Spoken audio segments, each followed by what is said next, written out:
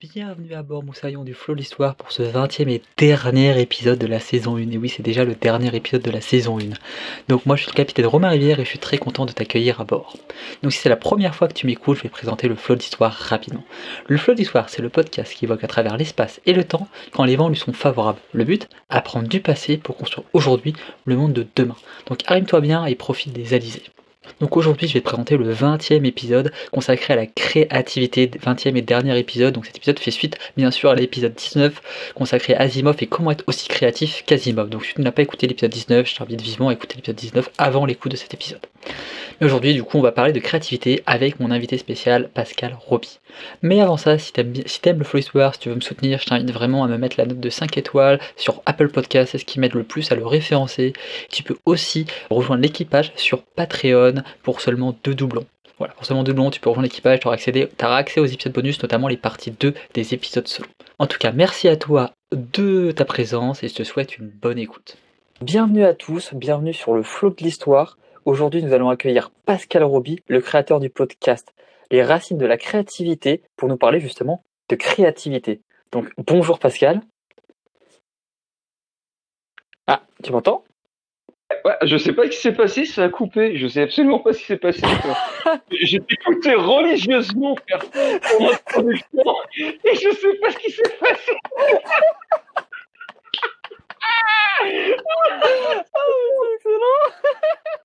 C'est bon ça.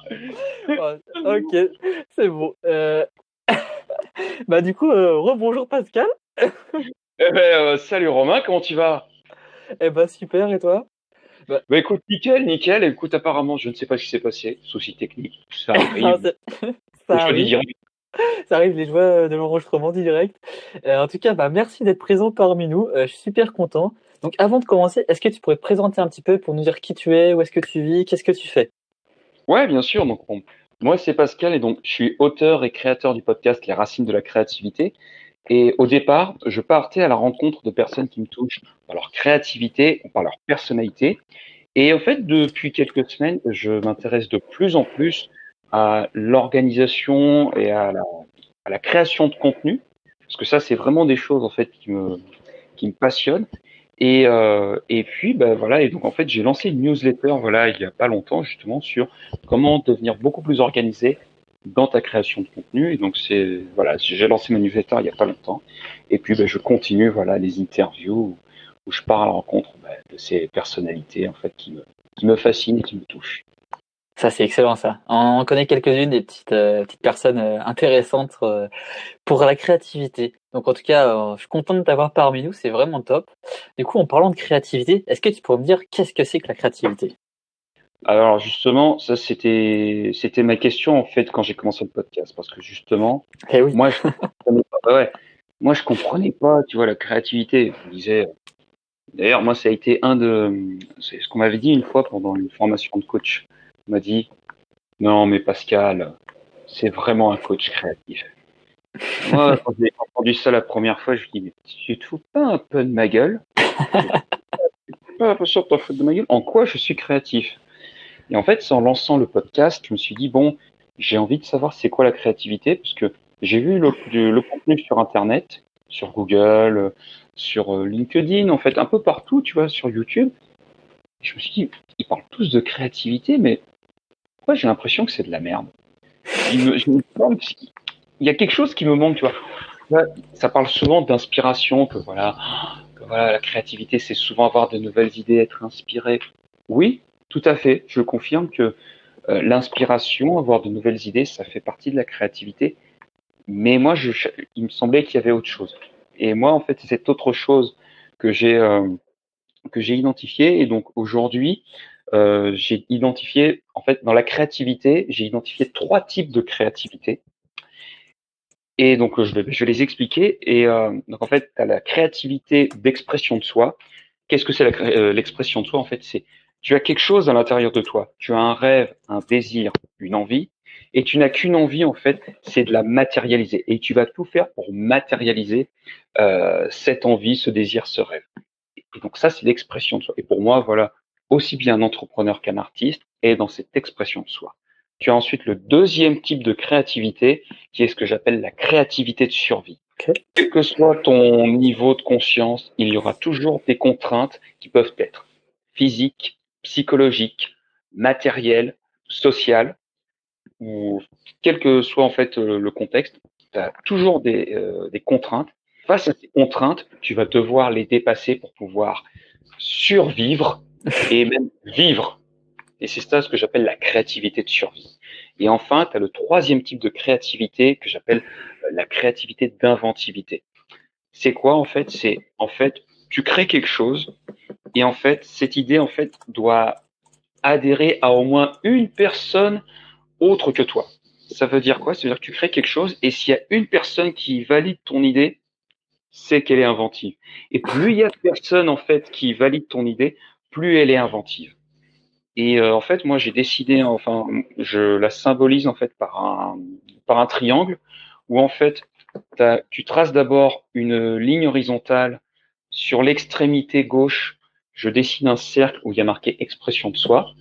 À l'autre bout de l'extrémité, je dessine un autre cercle où il y a marqué survie. Et en fait, je trace deux droites en fait qui forment un triangle isocèle avec au bout de la pointe l'inventivité. Parce que finalement, parce que finalement, ces trois types de créativité sont liés entre elles. Je ne peux pas les aujourd'hui, je ne peux pas les séparer. Pour moi, c'est pas possible. Elles sont toutes les trois reliées entre elles. Pourquoi? Parce que finalement, l'inventivité, c'est quand il y a rencontre entre ton expression de soi, ce que tu veux partager, et puis la survie, à savoir ton environnement, le contexte, les contraintes. Et l'inventivité, c'est finalement, hop, plus il y a de personnes, au départ, s'il y a qu'une seule personne, ben, la pointe va être toute petite. Et plus il y a de personnes qui vont adhérer à ton idée, plus la pointe va s'élever. C'est comme ça que je symbolise aujourd'hui et que je définis la créativité. C'est un beau symbole, j'avais jamais pensé à le voir de cette façon, mais c'est pas mal intéressant. Ça mène à une question. Qu'est-ce que tu fais comme différence entre la créativité et l'inventivité? Parce que deux termes qui sont assez similaires, on a l'impression, mais qui sont pour moi assez différents. Alors l'inventivité, pour moi, alors je vais reprendre moi la définition en fait, donc du psychologue Mihaly Csikszentmihalyi. Ok. Alors, le nom est imprononçable, Ah ouais? mais on connaît surtout cet auteur parce qu'il a écrit les bouquins et il a surtout popularisé le terme de flow, donc le flux Ouais. créatif. Donc, c'est lui, en fait, qui a conceptualisé ça. Et il a également écrit un bouquin qui s'appelle tout simplement La créativité. Et en fait, ce qu'il explique, Mihaly Csikszentmihalyi, c'est que pour lui, il y a créativité quand il y a rencontre entre le créateur, enfin, entre l'œuvre et son public. Et pour Ok. moi, l'inventivité, et pour moi, inventivité, c'est avant tout rencontre avec le public. Ça veut dire qu'à partir du moment où tu as des gens qui valident en fait ton œuvre et qui aiment ton œuvre, qui accrochent avec ton œuvre, qu'elle soit littéraire, qu'elle soit technologique ou artistique, là oui, là pour lui, tu deviens créatif. Moi, c'est ce que j'appelle l'inventivité. Moi, c'est ça que j'appelle l'inventivité. Et donc pour moi, voilà, c'est une notion vraiment importante vraiment que en fait tu n'es pas plus uniquement tu vois en tant que créateur, mais l'inventivité c'est quand vraiment elle va toucher d'autres personnes. C'est intéressant. Et là, tu as mis le point sur une notion importante. Tu as parlé du flow créatif. Pour toi, qu'est-ce que ça représente? Qu'est-ce que c'est le flow créatif? Comment tu le définis? Comment tu le mets en place? Alors comment je le définis? Bon, justement t'as le camarade donc avec le nom imprononçable qui a établi, en fait en fait il a établi ce qu'on pourrait appeler des indicateurs que tu es dans le flow. Alors, il y en a une dizaine, je les ai plus en tête, honnêtement, je les ai plus en tête. Mais si je devais prendre ma propre définition du flux créatif, en fait, cet état de présence, quand tu crées, quelle que soit la création, en fait, tu es uniquement, dans ce moment-là, il y a uniquement cette chose-là qui compte et il n'y a rien autour de toi qui existe. À partir du moment où tu crées, plus rien n'existe autour de toi. Moi, je prends mon exemple personnel. À partir du moment où je suis devant mon ordinateur et que je commence à écrire, il peut se passer ce que tu veux. Je suis dans mon texte. Je suis dans mon texte et c'est la seule chose qui compte. Et c'est vraiment ça, en fait, ce flux créatif. Et tu as des gens qui expérimentent ce flux créatif, par exemple, quand ils font de la musique. Quand ils Ouais. jouent de leur instrument, voilà, ils expérimentent ça. Ou par exemple, t'en as, c'est tout simplement quand ils font du bricolage, hein. Moi, par exemple, je pense à mon frère. Mon frère, quand il est en train de bricoler, il est vraiment dans ce flux créatif où justement, quand il va chercher à réparer quelque chose, il est vraiment en fait dans son jus, dans son flux à lui. Et voilà, son cerveau percute et il va faire ses trucs et il va réparer ou il va construire. Et c'est vraiment ça, en fait, cet aspect flux créatif. En tout cas, tel que je le perçois aujourd'hui. Ah, c'est hyper intéressant. Moi, je pense que c'est une définition. C'est un état, en fait, qui est hyper important et je pense que chacun doit trouver le sien, justement, pour être le plus créatif possible. Et est-ce que tu aurais une idée, en fait, pour que les gens trouvent leur état de flow, leur flux créatif? Comment ils pourraient Alors faire? moi, ouais, alors moi, pour moi, trouver en fait son flux créatif, en tout cas se connecter à lui, pour moi, c'est synonyme d'alignement. C'est vraiment signe d'alignement. À partir du moment où tu es aligné en fait avec qui tu es, et surtout aussi avec j'ai écrit un livre sur le sujet, donc bon, je suis en plein dedans. Donc, c'est à partir du moment en fait où tu es connecté à qui tu es, que tu es connecté également à tes talents, à tes qualités, à tes forces. À partir du moment où tu es connecté à ça, c'est beaucoup plus simple pour toi de devenir créatif. Parce que finalement, tu n'as plus besoin de penser créativité. À partir du moment où tu utilises tes talents naturels, tes prédispositions, il n'y a plus besoin en fait. Tu ne penses plus, tu es. Et c'est vraiment ça. Pour moi, c'est vraiment cet aspect alignement. Carl Rogers, lui, parlerait de congruence. Il Ok. parlerait vraiment de congruence. C'est-à-dire, la congruence, c'est l'alignement entre ce que je fais à l'extérieur et ce que je ressens à l'intérieur. C'est vraiment, ok, je pense quelque chose en fond de moi et hop, ça se matérialise dans les faits. Ça, c'est La cré... ouais. intéressant comme concept, ouais.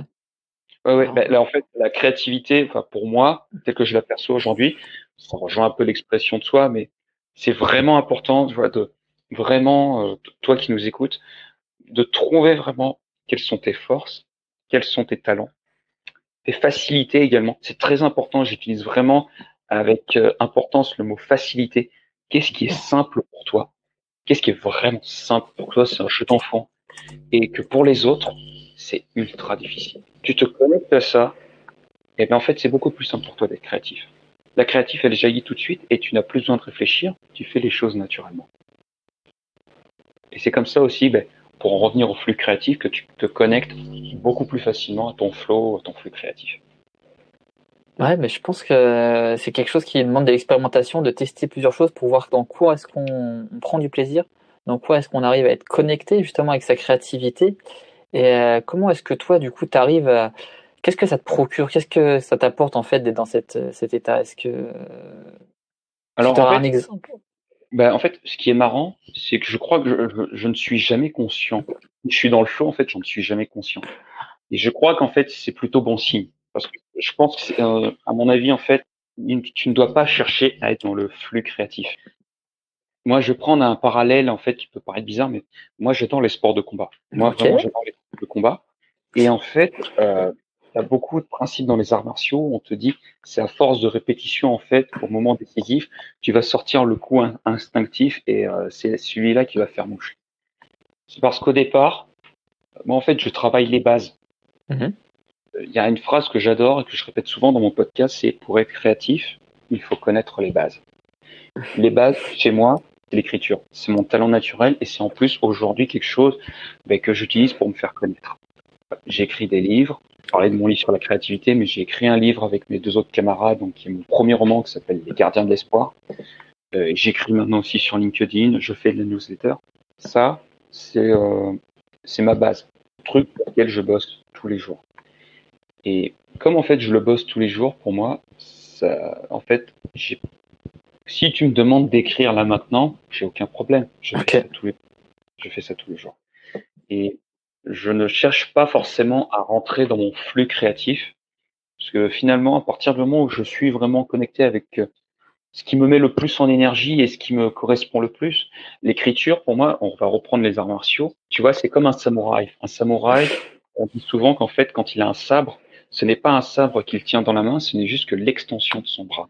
Et ben, Exactement, ouais. écrire, ce n'est pas, je n'écris pas en fait, ce n'est pas un talent, c'est juste qu'une extension de qui je suis.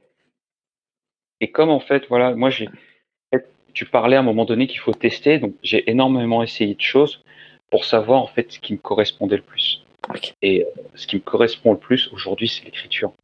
Tu m'enlèves l'écriture, c'est comme si tu m'enlevais un poumon, quoi. Ah, je suis d'accord avec toi. Je valide tout à fait. Ouais, tu m'enlèves un poumon, donc oui, oui. Et parce que, voilà, j'adore ça et c'est totalement naturel. Et parce que si c'est un moyen pour moi de m'exprimer, d'exprimer qui je suis, d'affirmer également qui je suis aux yeux de Christ, c'est aussi une affirmation de qui je suis aux yeux du monde. Et donc c'est vraiment important pour toi qui nous écoutes, connais-toi toi-même. C'est ce que dit Socrate, le connais-toi toi-même. Ouais.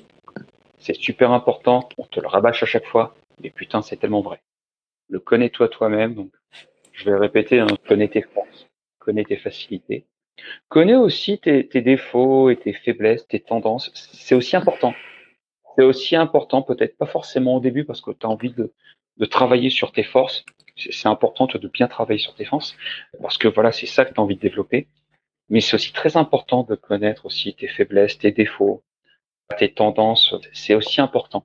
Ça fait partie de ça parce que quand tu veux travailler tes talents, tu dois aussi prendre tes défauts et tes faiblesses naturelles en compte. Puis aussi tes domaines d'activité. Il y a aussi des domaines d'activité dans lesquels tu t'éclates beaucoup plus que d'autres. Là, c'est super important. Ben, je pense que c'est important de prendre du plaisir là justement dans ce que tu fais parce que tu parlais des tas de flots juste avant. C'est quand tu prends du plaisir que tu arrives à matérialiser ces tas de flots et justement à être créatif. Je pense que c'est un petit peu ça que tu nous as expliqué depuis tout à l'heure, c'est qui est essentiel en fait pour réussir à faire quelque chose parce qu'on fait ressortir une part de nous-mêmes justement et je pense que c'est quelque chose qui se travaille. Je sais pas ton avis, mais comment tu fais toi pour travailler cet état pour le garder, le conserver en fait chaque fois. Les bases, moi, c'est les bases. C'est-à-dire que je reviens toujours en fait à la même chose. Je suis désolé de me répéter, mais finalement, comme j'ai identifié que pour moi, l'écriture, c'est mon truc à moi. Je travaille ça tous les jours. Regarde Nadal ou Federer. Tous les jours, ils se font chier à taper, à faire des services. Tu vois. Tous les jours, ils se font chier à faire ça. Tu crois qu'ils font ça pour le plaisir? Non, parce que pareil, pour eux, ça devient un automatisme. Et pour eux, comme c'est un geste qui est 1000 fois, 10 000 fois répété, ils n'ont plus besoin de réfléchir en fait au geste. La seule chose à laquelle ils peuvent penser finalement, c'est à leur énergie, c'est à leur état d'esprit. Je reviens toujours aux arts martiaux, hein, c'est pareil, mais on peut prendre un autre exemple, on peut prendre le football. Je prends le football parce que j'adore. On va prendre Cristiano Ronaldo ou Messi. Même si je vais surtout prendre Cristiano. Cristiano, ouais. Parce que bon, Messi c'est quand même un génie au départ. Enfin, il a du talent naturel.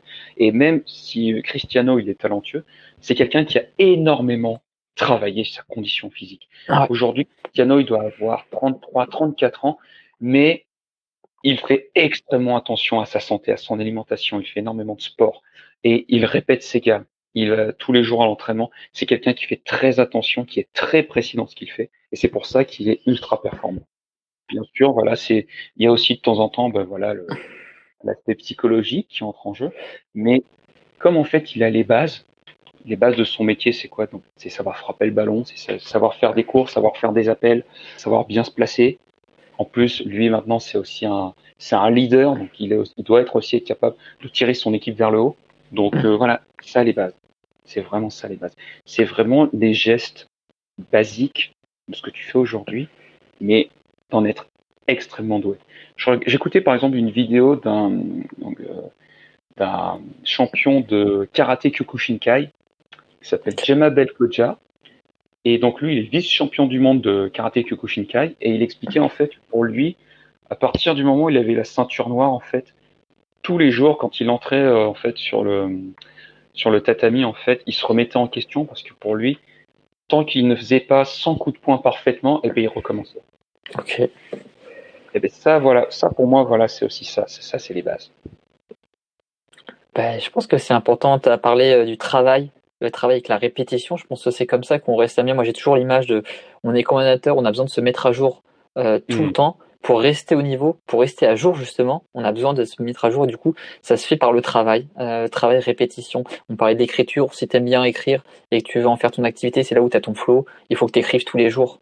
Je pense que c'est important. On parlait du mental. Le mental, c'est énormément important aussi pour rester en fait concentré et pour avoir cet état de flow qui est là. Parce que si t'as pas de motivation, si aujourd'hui ça va mal, si t'as un pépin, un ennui, mentalement ça va pas, tu vas pas pouvoir réussir à trouver cet flow. En tout cas, moi, j'y arrive pas. Je sais pas si toi t'y arrives, mais moi, si le mental il est pas présent, l'état de flow il est pas présent, même si je suis dans les meilleures conditions physiques possibles. La tête est extrêmement important. Je pense que c'est ces deux choses-là, le travail, le mental et le physique, même trois choses du coup, qui sont essentielles pour trouver son état de flow et être créatif. Et du coup, ça m'amène, est-ce que tu aurais un exemple qui te permet justement de mettre en place cette créativité, t'as un rituel peut-être à partager Ben alors justement, en fait, par rapport à ce que tu évoquais, par rapport à la disposition mentale, je fais extrêmement attention finalement à mon environnement et aussi au rituel, tu vois, on en parlait. Ça, c'est quelque chose d'extrêmement important parce que une chose que j'ai compris il y a quelques années, c'est que notre environnement façonne notre mental. Ouais, je suis d'accord à Et 100%. donc en fait, je travaille beaucoup mon mental. En fait, pendant des années, j'ai essayé de travailler mon mental à coup de phrases inspirantes, d'affirmations, de techniques. Voilà, donc j'ai fait de la PNL, donc de techniques de PNL ou d'hypnose. Et finalement, je me suis aperçu que ce qui avait le plus de puissance, c'était donc mon environnement et mes routines. C'est ça aujourd'hui on va dire, qui me permet, voilà, d'assurer, on va dire, une créativité quotidienne. C'est parce que c'est vraiment mon environnement. C'est mon environnement.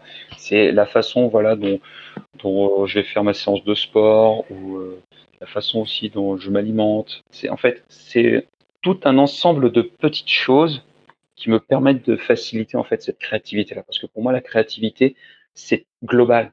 C'est-à-dire pour moi, je ne mets pas la créativité dans un domaine et puis ensuite je m'occupe de l'organisation, puis ensuite c'est un autre département. Non, j'aime cet aspect systémique. Pour moi, c'est vraiment systémique, c'est-à-dire que c'est un tout qui me permet de rester créatif. Ouais, bah, je pense que c'est important. On a tous un petit peu des schémas qu'on aime bien mettre en place pour être créatif. On peut pas être créatif partout. Moi, je suis dans le métro, par exemple, j'arrive pas à être créatif. C'est un peu compliqué. J'ai besoin d'avoir mon espace, comme tu dis, mon environnement qui me permet d'exploiter ma créativité au plein potentiel. Mais est-ce que tu aurais justement des manières de conserver cette créativité le plus longtemps possible? Je sais pas, est-ce que quand tu es déconcentré, comment t'évites ces schémas-là qui te cassent en fait ce flux créatif? Je dois avouer que moi, je suis quelqu'un, on va dire, je suis assez bourrin en fait dans ma façon de faire. Ouais, c'est-à-dire que Ah, il faut, hein. mais, Il faut, il en faut ouais, pour tout.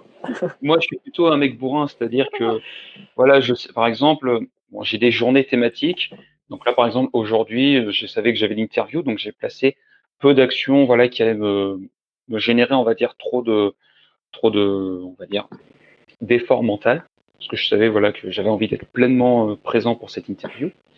Mais voilà, j'ai des journées thématiques, et donc c'est vrai que par exemple, quand j'ai ma journée, voilà, rédaction, je m'en fous, quoi qu'il arrive, j'écris et bam, boum, boum, boum, boum. Et bref, de temps en temps, tu vois, je peux être déconcentré par le téléphone.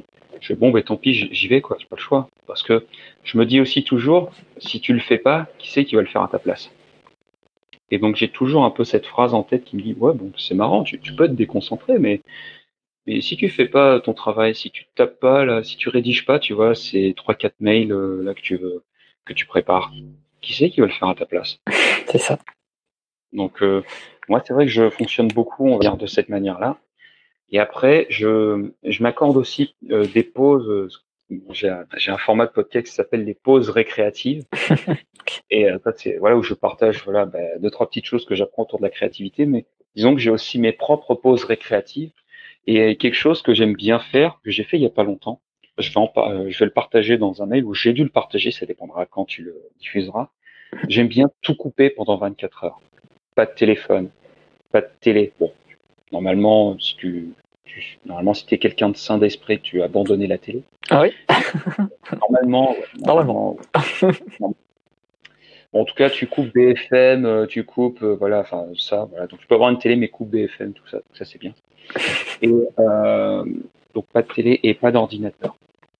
Et voilà. Et donc je coupe tout. Et ça, c'est en fait, c'est ultra reposant. Parce qu'en fait, la créativité, c'est extrêmement lié à l'attention. On est quand même dans une société où l'attention, en fait, devient un enjeu. Ça devient un enjeu crucial. Maintenant, t'imagines qu'on a moins d'attention qu'un poisson rouge. Le poisson rouge a 9 secondes d'attention. Nous, aujourd'hui, on en a 8. Ouais. Donc, c'est vraiment important de savoir, en fait, gérer ton attention. Je dis souvent, en fait, qu'il y aura 2 vainqueurs au 21e siècle. Tu auras ceux qui seront capables de capturer l'attention des autres et tu as ceux qui seront capables de conserver et de maximiser leur attention. Moi, je veux faire partie de ces gens. J'ai envie d'être dans les 2 catégories, faut être lucide, mais aujourd'hui, c'est vrai que là, j'apprends à maximiser mon attention.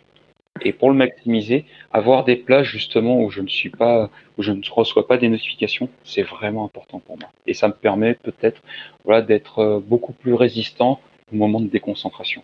Parce que j'alterne en fait ces moments où je suis pleinement créatif et aussi ces moments de repos.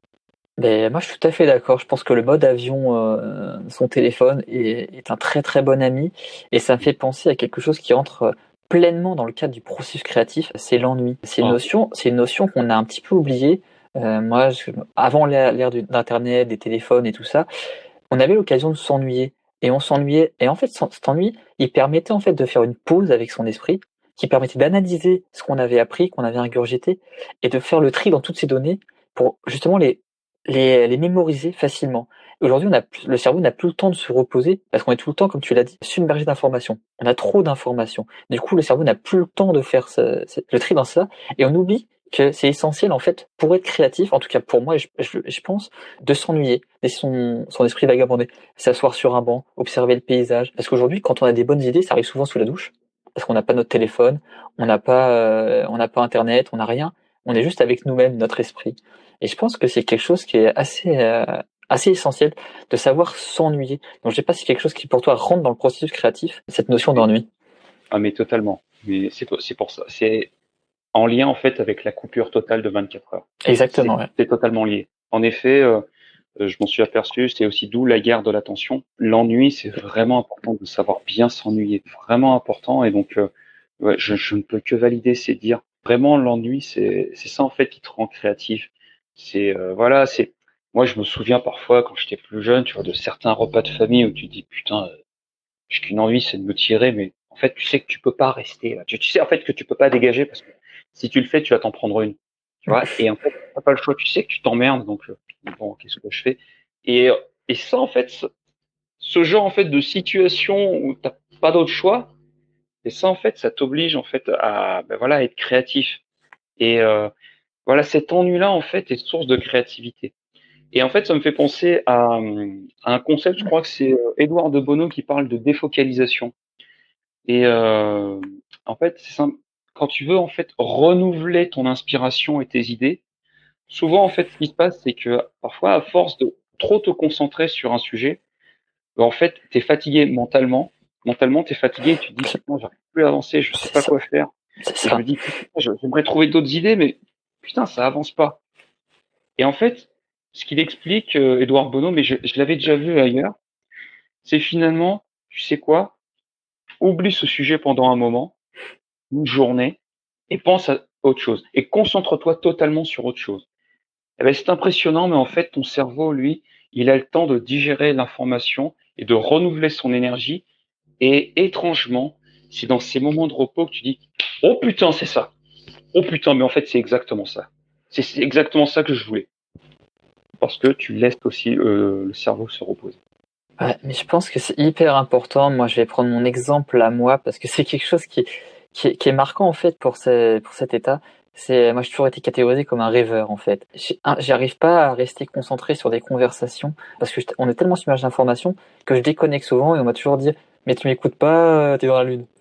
Et c'est un truc que je fais parce que j'ai besoin de cette notion d'ennui que je retrouve plus aujourd'hui et j'ai besoin de déconnecter en fait du réel pour pouvoir créer et du coup ça arrive ça me prend pendant une discussion de famille, quand je suis en train avec des amis. C'est ça qu'aujourd'hui on parlait de plus avoir son téléphone pendant 24 heures. Moi je sais que quand je suis avec des amis ou avec la famille, bah, je me concentre sur le moment présent, je coupe mon téléphone et, parce que je pense que c'est important de profiter des gens qui sont là parce que tu sais pas quand est-ce que tu vas revoir, tu sais pas quand est-ce que ça va arriver et c'est important parce que tu vas créer quelque chose aussi de créatif dans une relation. savoir faire preuve de créativité. Donc je pense que c'est important de garder un équilibre justement pour rester créatif et profiter en fait en même temps du moment. Ben, moi, je peux que t'accompagner. Enfin, tu parlais, voilà, on ne sait pas quand les gens vont s'en aller. Il se trouve Ouais. que bon, dernièrement, j'étais d'enterrement. J'étais d'enterrement il y a un mois et enfin, là, il se trouve que dans ma famille, j'ai accumulé pas mal. Enfin, j'ai fait plus d'enterrements ces derniers temps que de mariages. Et, euh, et donc en fait, ça fait relativiser ce genre de choses, tu vois. Donc en plus, bon, j'ai fait un métier, voilà, moi j'étais aide-soignant et bon, j'ai souvent accompagné des gens en fin de vie. Et donc voilà, c'est aussi important, tu vois. On est dans une société en fait qui se déconnecte du réel. Et le réel, ben voilà, quand tu perds quelqu'un, là c'est le réel qui te met une claque dans la gueule. Ouais, il te rattrape, ouais. Il va te rattraper. Tu fais oh, c'est peut-être bien les smartphones, mais il y a le réel qui t'appelle là. Mm. Et, euh, et c'est vraiment important, voilà, de donner de l'importance justement à ces moments que tu disais, voilà, où il faut être pleinement présent. Quand on parlait de présence, tu vois, donc par rapport au flux créatif, Mm. le fait, voilà, d'être présent. Alors apparemment, d'après ce que je comprends, ça pourrait favoriser justement ce flux créatif, parce qu'à partir du moment où tu es totalement présent, c'est là où justement euh, les idées viennent. Alors après, il y a des mecs qui te disent, ouais, je vais vous apprendre à être beaucoup plus présent dans votre vie, tout ça. Je, je pense que voilà, c'est une notion très importante. Il y a des bouquins voilà qui t'apprennent apparemment à, à être dans cet état présent. Je pense notamment à Eckhart Tolle, mais il y a aussi un autre bouquin, je crois que ça s'appelait Le processus de la présence. Je me souviens plus de l'auteur. Voilà, qui soi-disant apprenait aux gens en fait à être beaucoup plus présents. Déjà, couper les téléphones, tu feras un gros boulot. Déjà, Ouais, couper c'est bien les téléphones, déjà. c'est un bon boulot. Mais top, top. Et bah du coup, ça m'amène à ma question sur maintenant comment est-ce que tu vois la créativité dans le futur? Comment est-ce que tu penses que la créativité va se matérialiser, va continuer à exister? Je crois que de toute façon, en fait, tu n'as plus d'autre choix que de devenir créatif.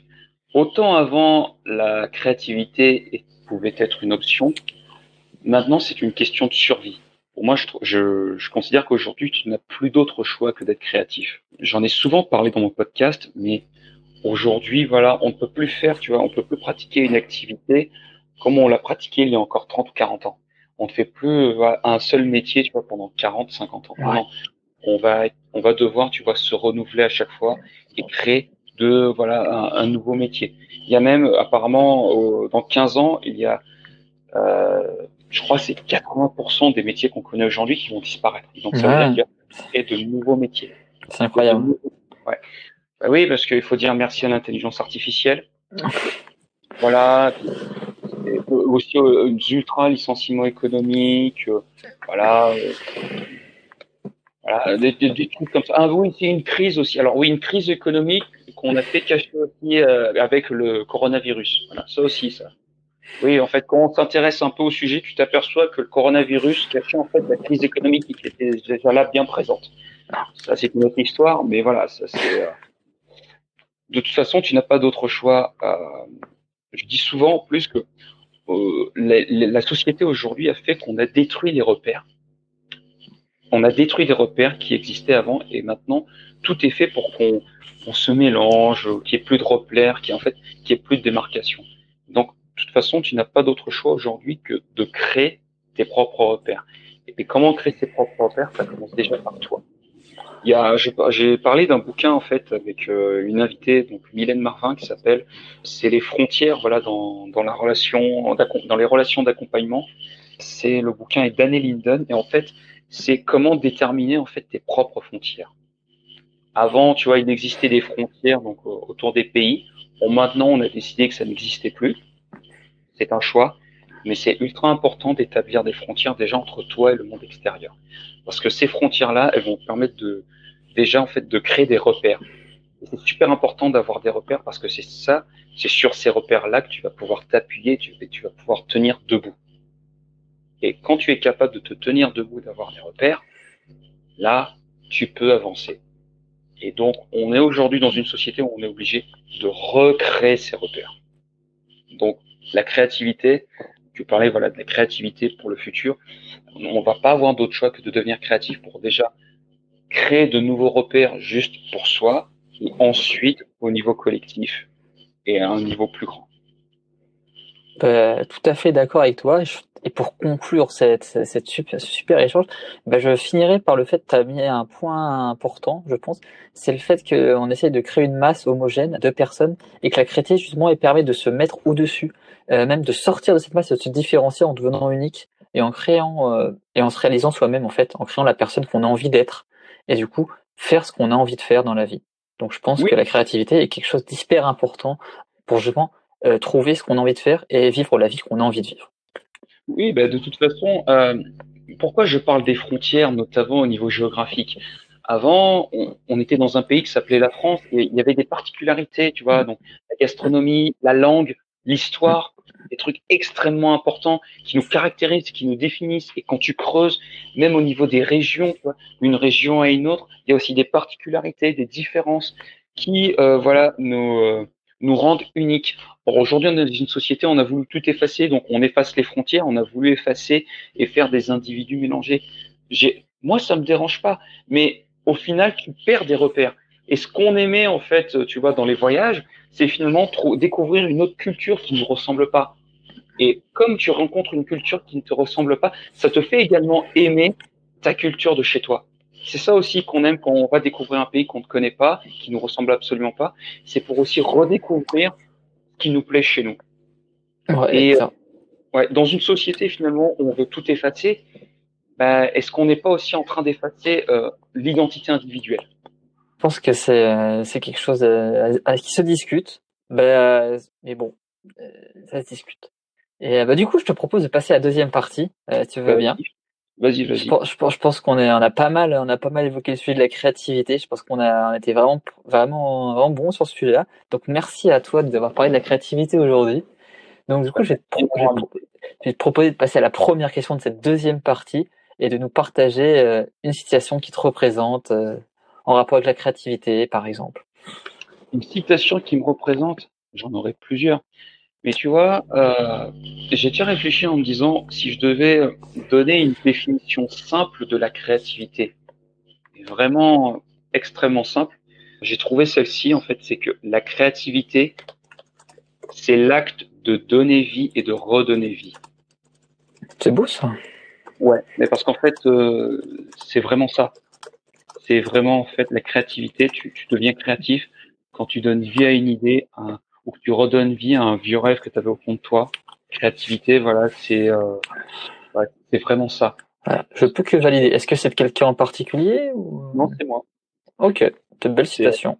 tu peux mettre Pascal Roby, donc pour Eh, mon écho, ça va c'est faire bon, toujours. je mets Pascal Roby. Voilà, ça fait toujours plaisir. Mais c'est vrai, en tout cas, c'est celle qui m'est venue et c'est vrai que la créativité, pour moi, c'est vraiment cet acte de donner vie, mais de redonner vie également. Et il y a plein de choses après qu'on pourrait mettre derrière. Et c'est pour ça que j'aime bien cette phrase parce que cette phrase symbolise vraiment bien la globalité de la créativité, sa Clairement, simplicité en fait et son énorme complexité. Parce que clairement. tu vois, je t'ai partagé les trois types de créativité, mais il y a tellement d'autres choses qui vont avec. Je peux vous parler d'inspiration, que je n'ai même pas pu ranger, tu vois, là-dedans. J'ai pas pu ranger l'inspiration dans ces trois types de créativité, mais ça en fait partie. Ouais. Et il y a plein d'autres choses qu'il y a autour dans la créativité, qui font partie de la créativité, mais que je peux pas ranger dans mes trois types de créativité. Ok. Est-ce que tu aurais maintenant une lecture, un podcast à nous partager qui t'a particulièrement marqué ou qui t'a Alors, inspiré ou qui t'a rendu créatif? un podcast, alors c'est pas un podcast, c'est une chaîne YouTube que j'adore. Ah, chaîne On YouTube, alors. Ouais, une chaîne YouTube que j'adore. Donc c'est le Cercle Aristote. Et c'est souvent en fait Pierre-Yves Rougeron qui est souvent mis en avant. Mais en fait, je suis les conférences du Cercle Aristote depuis des années.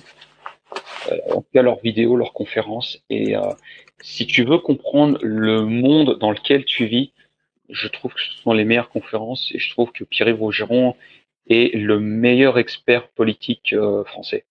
Voilà, c'est le meilleur, c'est celui qui a les meilleures analyses si tu veux vraiment comprendre le monde dans lequel tu vis, vraiment le cercle Aristote. Je conseille notamment sa vidéo donc sur Didier Raoult, où il explique notamment pourquoi le système de santé français actuel est en faillite. Je connais bien le sujet, donc j'estime que c'est une vidéo très pédagogique et donc je la conseille fortement. Après, on parlait de lecture. Moi, j'ai beaucoup été influencé très jeune en fait par Bruce Lee, parce que Bruce Lee, on le connaît en fait comme étant l'acteur de Kung Fu, tu vois, avec ses 6 films. Ouais. Ce qu'on sait beaucoup moins, c'est que c'est aussi un très grand penseur et un très grand philosophe. Alors, ce qu'on ne sait pas, c'est qu'en fait, il a une maîtrise de philosophie qu'il est, je crois, à UCLA ou ailleurs. Seattle, je ne sais plus. Je sais qu'il est enterré à Seattle, mais en tout cas, il a une maîtrise de philosophie, puisqu'il est américain, on pense qu'il est chinois, mais en fait, il est américain. Et en fait, il y a un livre qui m'a énormément marqué, c'est Les pensées percutantes de Bruce Lee. Un beau titre. Ouais. C'est en fait, c'est un recueil en fait de toutes ces phrases, de toutes ces citations. Et souvent en fait, sur les réseaux sociaux, sur Facebook ou Instagram, on met les citations à la con en mettant Bruce Lee à la fin. Ouais. Bah, j'ai cherché à comprendre ce qu'il y a derrière et pourquoi en fait Bruce Lee a ce genre de citation. Ok. Et moi en fait, comme je connais le personnage, d'une certaine manière, j'ai envie un peu de réhabiliter en fait Bruce Lee parce que je considère que Bruce Lee Tu fais est bien. un des plus grands penseurs du 21e siècle. Ok. Du 20e siècle, même si du 20e, parce que lui il est plutôt 20e. Pour moi, c'est un des plus grands penseurs du 20e siècle. Parce que sa manière, en plus, il a créé un art martial qui s'appelle le Jeet Kune Do, qui est vraiment, c'est en fait le MMA de l'époque. Donc, le MMA, donc c'est les arts martiaux mixtes. Et lui, en fait, il avait créé son propre art martial parce que lui, au départ, donc il vient du Kung Fu et notamment du Wing Chun Kung Fu. Et en fait, il s'est aperçu qu'il y avait des limites avec cet art martial-là et il s'est dit, ah, mais il y a des choses intéressantes en karaté, en taekwondo et même en boxe anglaise. Pourquoi je les intégrerais pas et je vais créer mon propre art martial?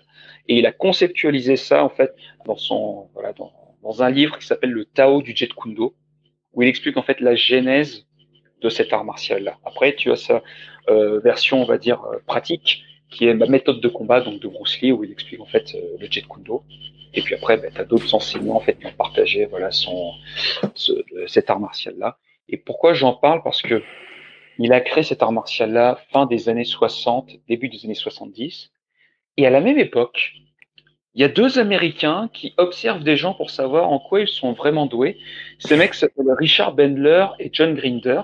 Et ce sont les 2 futurs cofondateurs de la PNL. Et la PNL, en fait, fonctionne exactement de la même manière. Ils sont allés prendre ce qui se fait de mieux, en fait, chez les entrepreneurs, des thérapeutes et des pédagogues, et ils se sont dit, est-ce qu'on peut pas le reproduire chez d'autres personnes? Et voilà, c'est pour ça que je parle souvent de Bruce Lee et que je fais souvent cette association avec les gens de la PNL. Eh ben, tu fais bien réhabiliter Bruce Lee, justement avec sa maîtrise en philosophie, qui a fait preuve d'énormément de créativité tout au long de sa vie, que ce soit par sa filmographie ou par ses écrits. Je ne connaissais pas du tout, donc c'est hyper intéressant. J'irai me renseigner d'ailleurs sur le sujet. Donc merci à toi pour ce partage. Est-ce que maintenant tu aurais un conseil à donner pour être créatif? Le seul conseil que j'ai envie de donner pour être créatif, en fait, c'est fais-le. C'est en fait, t'emmerde pas avec toutes les conneries que tu te racontes ou toutes les conneries que tu entends. Il y a un truc au fond de toi que tu as envie de faire. Je le sais, parce que moi-même, je suis comme ça. Mais t'oses pas. Tu sais pas, tu te poses des questions en te disant est-ce que je devrais le faire? Est-ce que les gens vont me juger? Est-ce que je vais pas avoir honte? Est-ce que ça va pas me coûter? Fais-le. Parce que tu vas payer beaucoup plus la douleur du regret que la douleur de l'avoir fait. Donc fais-le. Ben, tout à fait d'accord. Je pense que c'est comme on dit, c'est en forgeant qu'on devient forgeron.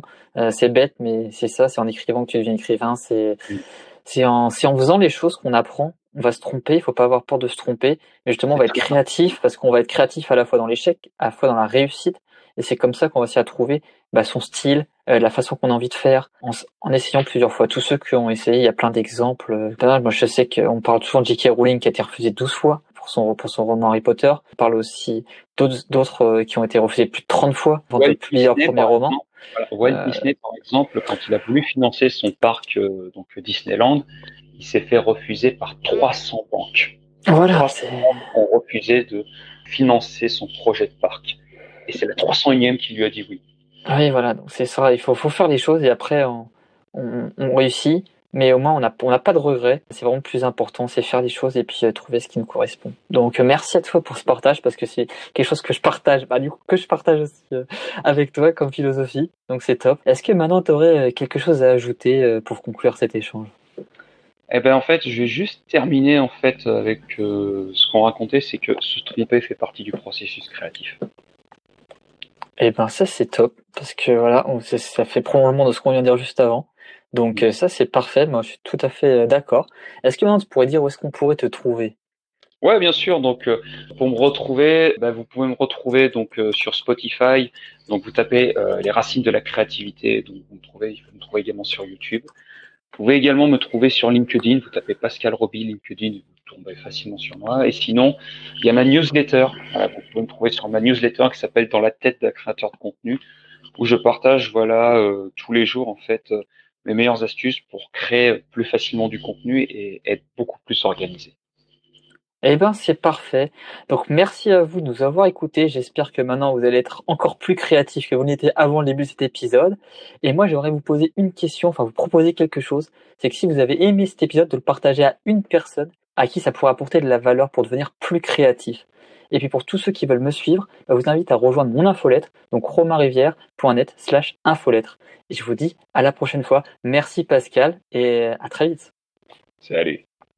Merci à toi d'avoir écouté cet épisode, merci à toi d'avoir écouté cette saison 1. Cette saison 1 est maintenant terminée, donc je suis très content de te l'avoir présentée. J'espère qu'elle t'a plu, j'espère que cet épisode t'a plu, j'espère que tu as appris des choses, si tu as des suggestions pour la saison 2 et pour la suite du podcast, n'hésite pas à me les envoyer, des suggestions de sujets, d'invités. Je serais très content de les recevoir et voir qu'est-ce qu'on pourrait faire pour cette saison 2 que je suis en train de préparer. En tout cas, je suis très content de t'avoir présenté cette saison. Si tu veux soutenir le podcast, toujours, tu peux aller mettre la note de 5 étoiles sur Apple Podcast, c'est ce qui m'aide le plus à la référencer et à le faire connaître. Tu peux aussi soutenir le podcast via Patreon pour seulement 2 doublons et rejoindre l'équipage, accéder à des contenus exclusifs, des avant-premières et aussi l'accès à certains épisodes inédits. Donc merci à toi d'avoir été présent. Tous les liens sont encore une fois en commentaire, n'hésite pas à les consulter. Donc je te dis à très vite et que les vents te soient favorables, Moussaillon.